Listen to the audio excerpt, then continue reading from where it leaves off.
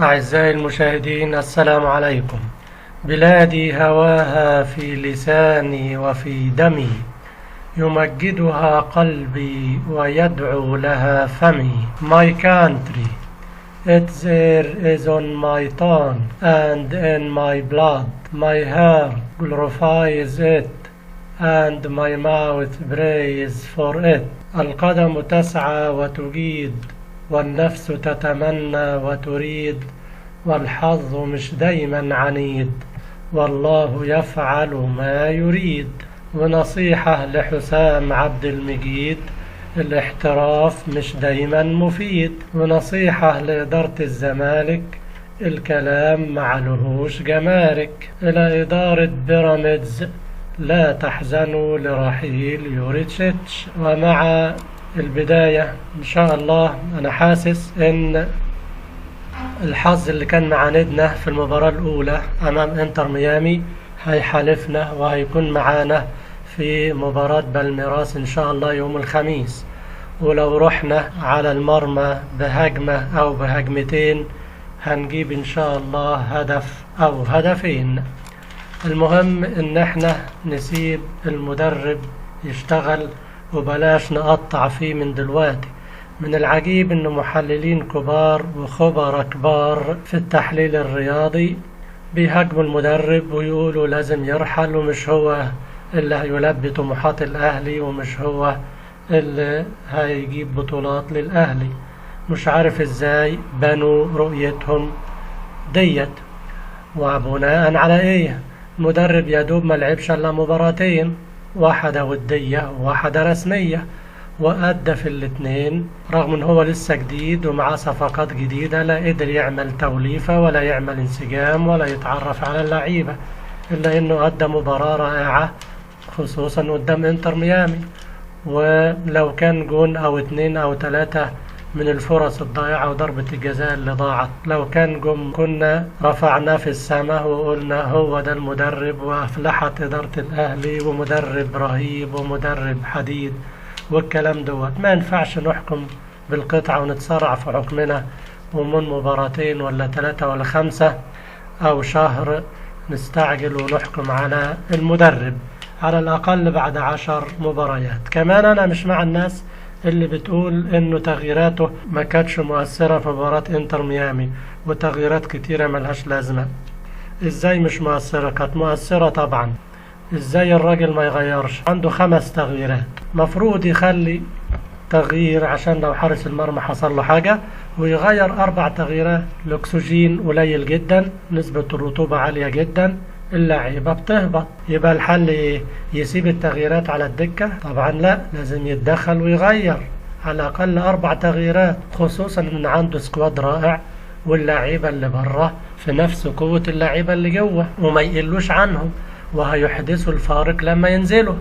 يعني لما يبدأ بزيزو ويبدأ بتريزيجيه، مروان عطية وبن رمضان وحمدي فتحي يبذلوا مجهود كبير ويتعبوا في الشوط الثاني، بعد 10 دقايق من الشوط الثاني يغير وينزل طاهر محمد طاهر وينزل ديانج وينزل بن شرقي، هيحدثوا الفارق وبسرعتهم يقدروا يجيبوا جون أو 2 إن شاء الله. مطلوب يأمن دفاعاتنا علشان سرعة لاعبي بالميراس، وأنا واثق إن شاء الله إن لاعيبة الأهلي هتقدر تتعادل وتغلب كمان بإذن الله. أما حسام عبد المجيد وعدم تجديده لإدارة الزمالك وتمسكه بالاحتراف، فأنا عايز أقول له لازم تاخد عبرة من اللعيبة اللي سبقوك.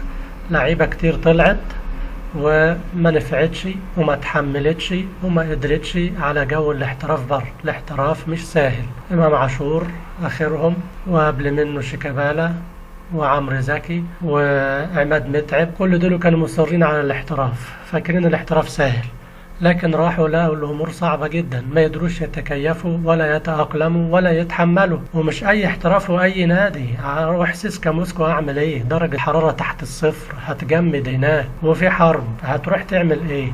ولا المكسيك دوري محدش بيسمع عنه.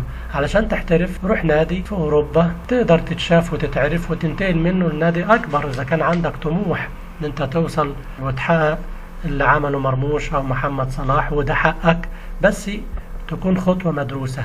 أولا هتقدر تتحمل ولا مش هتقدر؟ ثانيا هتحقق ذات، لأن تطلع تحترف وبعد كام شهر ما تتحملش وما تقدرش على بعد الأهل والأسرة وجو مصر والكلام دوت، مش هتتحمل وترجع، يبقى أنت هتخسر كتير. كمان حط في اعتبارك إن الضرايب هناك غالية جدا، واللي هيفضل لك بعد خصم الضرايب هتبقى فلوس قليلة. في نفس الوقت بوجه كلمة لإدارة الزمالك، لازم عقد حسام عبد المجيد يتعدل، مش من النهارده ولا من بكره، من السنه اللي فاتت. ما ينفعش المبلغ اللي اللاعب بياخده ده، انا سمعت انه بياخد مليون او اقل مليون في السنه.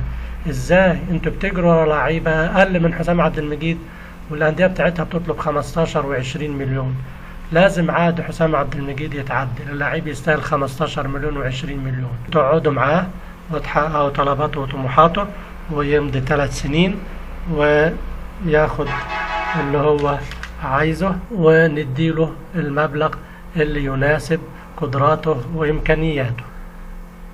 في النهاية بقول لإدارة بيراميدز لا تحزنوا لرحيل يوريتشيتش. أنا من 2 سنين فاتوا وأنا بقول بيراميدز ما بيكسبش بطولات بسبب ضعف قدرات وإمكانيات المدير الفني، مش علشان ملوش ظهير جماهيري ولا غياب الحماس ولا الطموح عند اللعيبة، لا، المدير الفني هو السبب. وما تقوليش ما هو جاب كاس مصر السنة اللي فاتت وجاب كاس افريقيا السنة دي، لا، هو جاب كاس مصر السنة اللي فاتت علشان الزمالك كان ضعيف، جاب كاس افريقيا السنة دي علشان كان في نسبة توفيق عالية جدا، خروج الاهلي بهدف اعتباري بتعادل صن داونز زي ما احنا عارفين هنا، والتوفيق اللي كان معاه. مش هقول لكم هو ما عملش حاجة، لا، عمل اكيد، ما اقدرش أقلل منه أو من دوره، لكن مش هو المدرب اللي هيلبي طموحات بيراميدز. انتوا شفتوا السنة اللي فاتت ضاع منه الدوري بعد ما كان متسيده طول البطولة بفرق نقاط كبير، جه في النهاية يقابل الأهلي مباراتين يتغلب ويضيع منه الدوري، ودي مش من اللعيبة على فكرة، ده من المدير الفني وسوء إدارته للمباريات الكبيرة. السنة دي نفس الحكاية، على قمة الدوري ويجي في الآخر يتغلب من فاركو ويتغلب من البنك الأهلي ويضيع منه الدوري، بغض النظر عن حكاية ال3 نقط.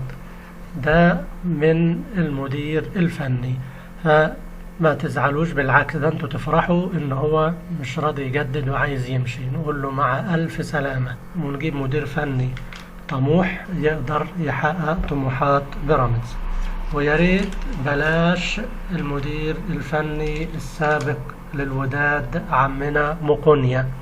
عمنا مقونيا قعد مع الوداد سنة ومشوه، لعب معاهم 27 مباراة في الدوري، فاز في 11 وتعادل في 12 واتهزم في 4، وخرج من دور ال16 في كاس العرش في المغرب، ما حققش معاهم حاجة وأقالوه، رغم انهم داخلين على بطولة كبيرة زي بطولة العالم للأندية اللي بيلعبوا فيها زي ما كلنا عارفين. فمعنى كده ان المدرب مش هو اللي هيلبي طموحات فريق بيراميدز. مش عايز اظلمه، ممكن يكون فيها اسباب تانية، قلة امكانيات اللعيبة او قلة امكانيات النادي او القماشة اللي عنده ما كانتش تساعده، لكن النتائج بتقول ان عليه جزء كبير، والا الادارة ما كانتش مشته. فما نستعجلش وندور على مدير فني كفء وطموح يقدر يحقق طموحات بيراميدز، لان بيراميدز فعلا نادي بطولات.